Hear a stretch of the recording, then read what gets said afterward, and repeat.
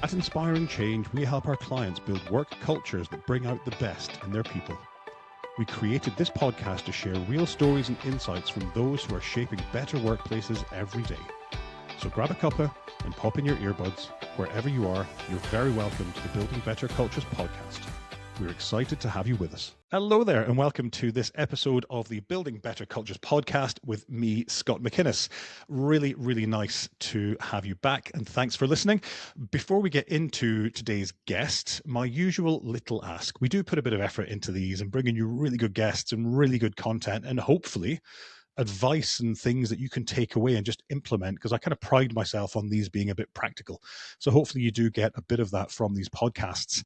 I would love you, please, just to give us a little rating. It doesn't have to be 4 or 5 stars, but that would be nice. That's like a subliminal message, and a little message underneath would be fabulous as well. So whatever channel you're listening on, please, a little rating and a review would be fantastic. Thank you so much. I often think, and we, of course, Inspiring Change, we do a lot of work in the culture space, and it's really easy for cultures and organizations to become staid and stuck in a rut. And you find that people are like, well, this is the way we've always done this, and sure, why should we change it? And what difference is it really going to make? And we've always done it this way. Why would we do it differently? I'm kind of with Picasso. And years ago, Picasso said, children are full of creativity. The challenge is keeping them being creative when they become adults. And the same is true of what I want to talk to today's guest about, which is curiosity. The idea of being a little bit curious. And it's funny that when I think of that word, I think back to my sister when she was about maybe 3, I think, who thought to herself, I wonder what would happen if I stuck this pair of scissors into this electrical plug socket. And of course, that didn't end all that well. She didn't die or anything, but I think she got a bit of a fright and she didn't do it again. So for me, just that whole idea of curiosity, of trying things new, of trying things different, of seeing if they work, of experimenting, is kind of lost. So I'm delighted to have today's guest on. He's based in New York. His name's Joe Lalley. He is somebody who has spent a lot of time in the whole area of design thinking, in the whole area of innovation, and more recently wrote a book called How Curiosity Can Transform Your Career, Your Team, and Your Organization. And that's hopefully what we're going to talk about today and give you some really practical tips. No pressure there, Joe, to take away from the end of the pod. So, Joe, you're very welcome on. Yeah, I'm happy to be here. Big question, first of all. How do you define curiosity? Yeah, I keep it really simple. I think curiosity is the simple act of wanting to go from not knowing to knowing. And, I think curiosity tends to be sort of overblown, and people will say, encourage people to ask the most visionary questions and the biggest question that can lead to the biggest answers, or, what will this look like in 5 years? The simple act of just not knowing and wanting to know, I think that is curiosity. And it opens up so many doors because it's open-ended. You can find out the why behind it. You can find out the what behind it. So that's how I define it. That's how I talk about it a lot in the book. And it's that idea, I love that idea of kind of wondering, well, could it be different? And for me, I spend a lot of time talking to leadership groups. And one topic or theme that keeps coming up is that idea of self-awareness, of actually just being aware that actually there might be a different way to do this. Yeah, absolutely. I had an experience with a boss years ago that sort of, it shaped a lot of how I think about curiosity now. So I was, pretty far into my career. I felt like I was climbing the ladder, doing pretty well. And I started a new job, and my first task was to put together and present my roadmap to the CEO. So I spent the first 3 weeks of my job there, speaking with all the internal stakeholders, learning what had been done in the past. I put together this amazing slide deck. I was super excited, thought I had kind of checked every box and was ready. And we get to the second idea in the roadmap, and he stops me and he says, "Is this what our customers want?" And it was this moment where I had to make a decision, because I thought, is this a trap? So I took a chance, and I actually admitted that I didn't know, because I had never spoken to customers. I had never even considered if they wanted this thing. So I admitted it. And his next question assured me that I had not made a bad decision. He said, "Well, how might we find out?" And then we had this curious conversation about, well, how could we learn if our customers wanted this thing.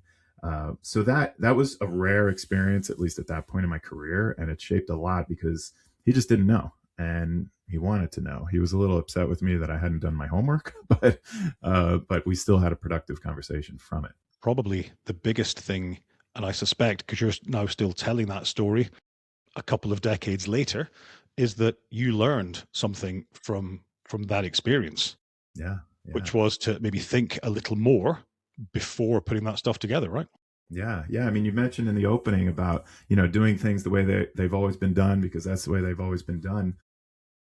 I did everything in terms of my preparation the way I'd always seen it be done. I talked with all the people internally, and I just based my recommendations on that. I didn't ask why or dig further. And I think the other thing that really chimed with me when you were telling that story was just that whole idea of psychological safety. And I was only this morning, I was writing a workshop for a client on psychological safety and referencing Amy Edmondson's work, the Harvard professor, the kind of I think what I call who I called the Queen Mother of psychological safety. Because of course, curiosity and psych safety must sit very closely together, mustn't they? Because there must have been some level of psychological safety for you in front of the CEO to say, you know what, you're right. I didn't ask, actually, rather than trying to BS your way through the meeting and then worry about trying to fix it later. Yeah. Yeah. I mean, in that one question, he showed me that there was psychological safety. I actually didn't know if there was or didn't even think about it beforehand, but he showed it. And I think curiosity and psychological safety go hand in hand. I think if you don't have psychological safety, it's unlikely people will ask curious questions. They'll ask questions that people mostly know the answers to. And psychological safety it's a business requirement. I think, sometimes it gets talked about as this sort of soft skill, but without it, you are creating the same things that you've always created. People are afraid to experiment or take risks. So it's a business problem if you don't have it.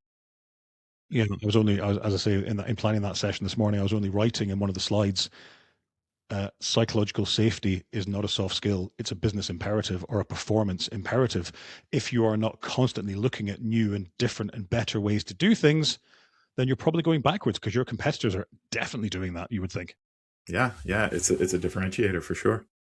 When I think about that idea of um, the world of work and how we work today, what are you seeing or what have you seen in terms of how curiosity can help us? Yeah, I think, what I observed throughout my career, and there were ups and downs in terms of, my curiosity. And I also interviewed a lot of senior level people for my book. And I started to see patterns in successful companies, companies that maybe were stuck. And it had a lot to do with the types of questions. And I ended up starting to categorize these questions. So one that I have seen a lot and I have also done is what I tend to call the hero question. And picture yourself in a meeting where a team is kind of kicking around ideas, asking lots of questions, moving through some of the potentials about why and what if. And then somebody says, well, what will this look like in 3 years? And it's this sort of visionary question that, wow, that person is thinking so, far ahead of us. But if you haven't figured out what this is yet, then what it looks like in 3 years is sort of it's a poorly timed question. So I think really thinking about what does it look like now and why does it look like that. I think that's really important in work.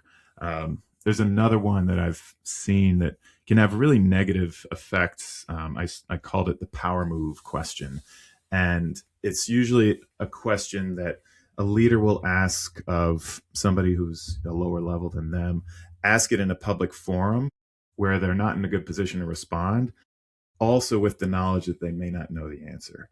And it's this sort of like, look at me, I'm the alpha in the room.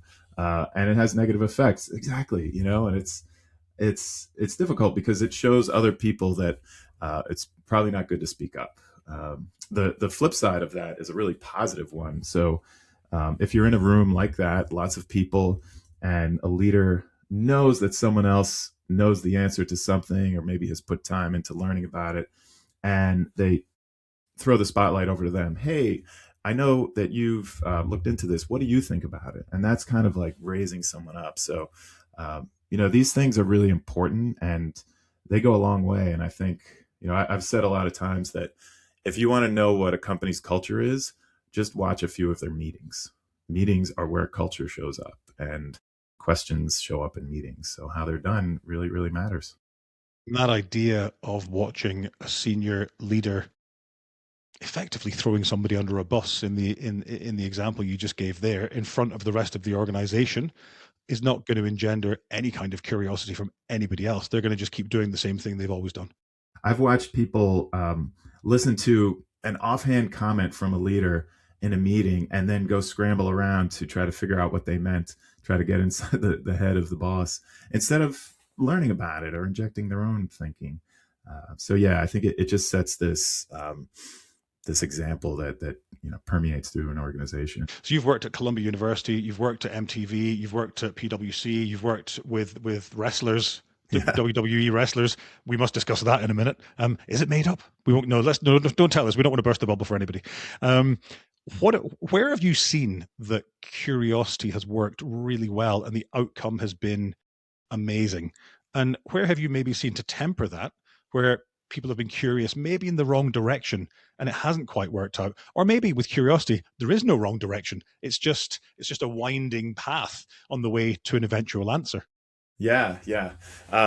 So the places where I think it's worked the best are when the people who are trying to build the thing, build the product, build the service, the closer they can be to the actual users of that thing, the people who will experience it, the better. So that puts them in a position to actually learn from them. What are people's challenges?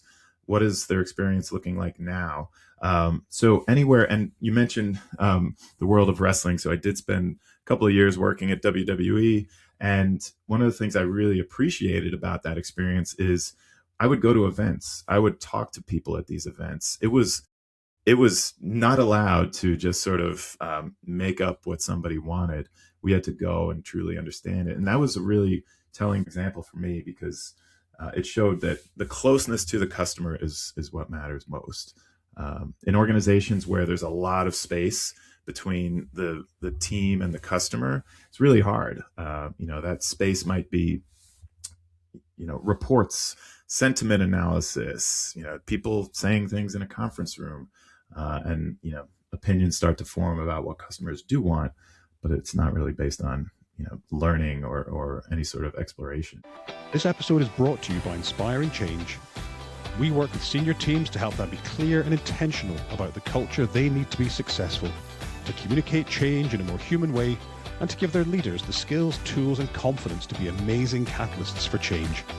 To learn more about our work and who we do it for, just pop along to inspiringchange.ie. And what about where it hasn't gone right? Any examples of that where people have been curious and tried things and it's all gone horribly wrong? Or as I said, is it all just learning? I think it's all learning. I think what I say a lot is you might be wrong. So you might ask some questions, you might learn about an experience. But after that, it's really risky to say, all right, we've got what we've got. Let's sit down, put our heads down for the next 3 months. Let's put together a plan, a roadmap, a deck, and that's going to be what we do. If you can shorten the cycles between defining what you think an experience should be and learning about it, you just learn faster. The analogy I use a lot of the time is imagine you were standing on one side of a soccer field or football field and you wanted to kick the ball from one end to the other and get it in the goal. You could just wind up and kick it as hard as you can and hope that maybe it ends up in the goal on the other side. Or you can kind of dribble it across the field, get really close, and then kick it in the goal, and your chances are pretty good. So I think shortening the cycles between learning and putting a stake in the ground, learning from that, putting a stake in the ground, I think that's the difference. That's the differentiator. That idea of learning and failing fast. Yeah, yeah, yeah, and being okay with it. I think there's a tendency to spend a lot of time on a decision, but it's not really the decision that matters most. It's what you do after the decision, and just paying attention to what resulted from it, and being okay. All right, we were right on this. We were a little off the mark on this, and let's iterate and try again. Pick up on that what you just said there about be okay with it.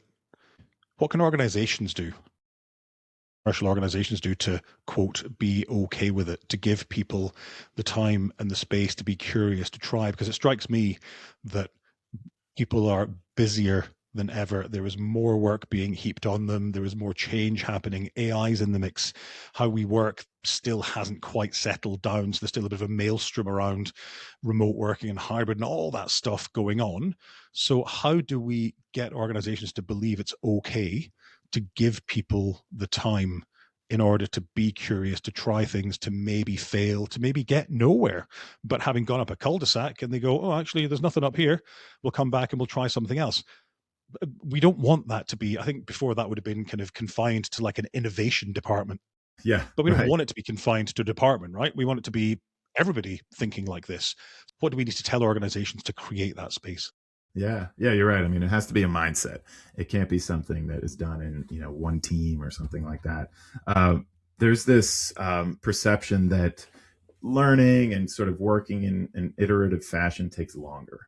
Hey, let's just decide. Let's build the thing. What I've often done when I'm working with organizations who are a little apprehensive about working that way is I cite examples. There's one that I've cited a lot. I can't name the brand, but I was working on an application, a mobile application, and a bunch of people in a room deciding what features that thing would have. We spent 9 months building it. All of that time was spent in daily meetings, kind of going through everything. Launched the app, and we found that people used about 10% of it. So we looked at the stats. People didn't care about 90% of the features, but they really loved this one.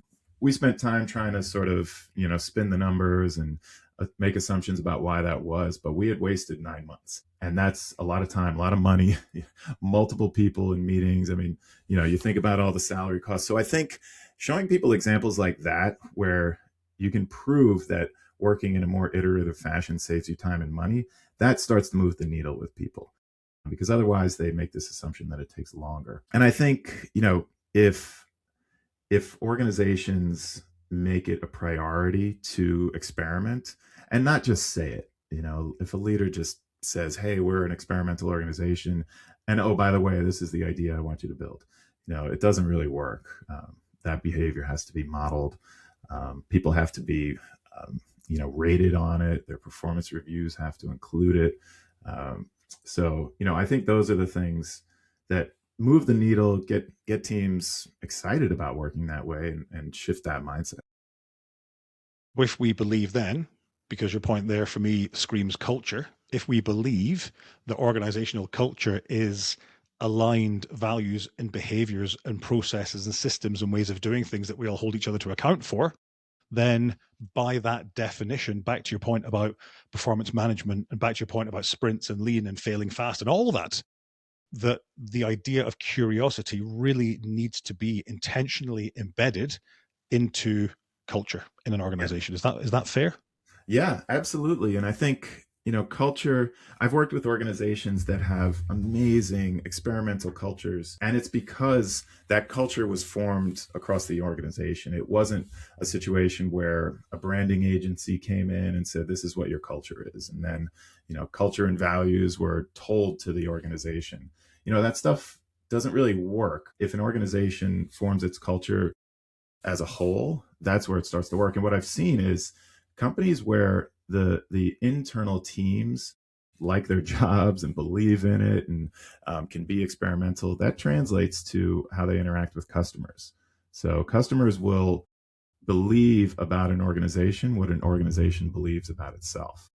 And I think that's really, really important. So having sort of, investing some time in learning what are things like for the organization now, for people in it, and then having conversations and working towards, well, this is what we want it to be and how might we get there. Yeah. Yes, of course, having that line in the sand, first of all, how curious an organization are we today? How experimental an organization are we today is really, really important. Because if you're going to actually proactively and intentionally go after changing or moving your culture towards something that is more experimental, that is more creative or curious, then we've got to know where we've come from to know where we're going to. I think it was Lewis Carroll that said in Alice Through the Looking Glass, when Alice was talking to the Cheshire Cat, she stopped and said, I don't know which path to take. And he said, well, where are you going? And she said, I don't know. And he said, well, just go any path then, because any path will take you there. Where you are. Yeah. Yeah. So Yeah. being more intentional about culture for me is really critically important. Back to that point about that experimental culture. When can or when does or just does good curiosity ever turn bad? And I asked that question because just as you were talking, I was thinking, God, you could spend an awful lot of time navel gazing, trying things, experimenting, and not getting anywhere, like not actually producing something or not getting to a service that your clients need. So when does good curiosity turn bad? Yeah. Yeah. It can turn bad if teams just sort of spin in this cycle of asking and asking and asking and not synthesizing what you're learning into at least a point of view. So once that point of view is formed, then you can create something that might solve the problem. But if you don't do that, if you just sort of stay in research mode, you're researching for the sake of researching. You have to do something with that information, and you have to know that that thing might be a little bit off the mark. But the more you do it, the closer you're going to get to that mark. So whenever I watch teams that sort of spin in research mode, they don't get a lot done. They end up sort of stuck and frustrated too. They end up as frustrated teams because people might be shouting, we've done all this research, but nobody's really thought about what does it mean and what can we do about it. So I think that's a pitfall that can happen. Yeah. So having a plan in place to make sure that we can be curious, but let's only be curious up until the 28th of February. And then after that, let's actually look at what we've got and come up with something. Is that what we need to do? Do we need to look at curiosity within a kind of a plan? Yeah. Yeah. I think deadlines are really good. They're really helpful because they force a decision based on what you know at the time. I had a boss, another story that makes me think of your question. So I had a boss who he would often change his mind about the direction we should be going and the things we should be focusing on. And we'd be in a meeting and we'd be talking about a project we'd be working on. And then he would tell us, shift your focus over here. And we'd walk out of that meeting so frustrated. This guy, he can't make up his mind. It's so frustrating. Every day we're working on something different. And then in the next meeting, I think he sensed this from us. And he said, I reserve the right to change my mind when I have new information. And that just kind of changed it for me. He knew more that day than he did the prior day. And he wasn't just sort of sticking to what we were already doing and just kind of plowing through it because that's the decision we had made previously. He was staying nimble and staying agile. And when he said that, I couldn't argue with it. I mean, I think that's important in life. People change and learn new things. There's one learning there from me in that story, which comes back to leadership communications and the lack of why. When that leader said to you, I now want you to shift your gaze over here, forget about working on that project we've been working on for 6 weeks. Why? Yeah. Why? Because I've now got new information, because the market has moved, because the competitor's done it already, because. So at least give you guys the context of why that decision has been made. That's really important. If people know why they're doing something, even if they don't agree with it, they understand it. And, people can respect that. So I think that makes a huge difference. If people can't connect what they're doing to why they are doing it, then you just get apathy and people doing the same old. Yeah. I want to rewind back to childhood in a second, but before I do, just thinking about my point at the beginning of the episode about practicality. If people leaders are listening to this, people who are running teams, what are some of the really practical things that they can do to get their teams thinking a bit more curiously, or what can they do to try and create that environment in which it's okay just to spend a bit of time trying something new, even if it might fail? What can practically those people leaders be doing? Yeah. I mean, a big one is listening, just simple listening to your people, and listening and then responding based on what was just said. There's, people can, sort of wait for the other person to finish and then say what they want to say. That's not really listening.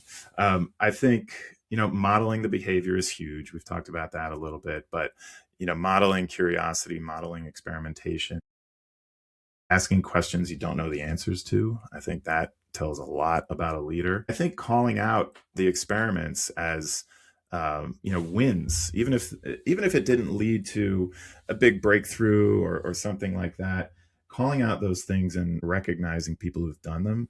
Because if you only talk about the wins and the big money making products and things like that, people will not be willing to really take a chance, because they'll think, well, I'm only going to be recognized if this thing goes perfect, so I'm not really going to take chances on this. But if you reward people for taking some chances, those chances are going to lead to really big breakthroughs, because you're going to go from not knowing to knowing, and that's going to get you closer.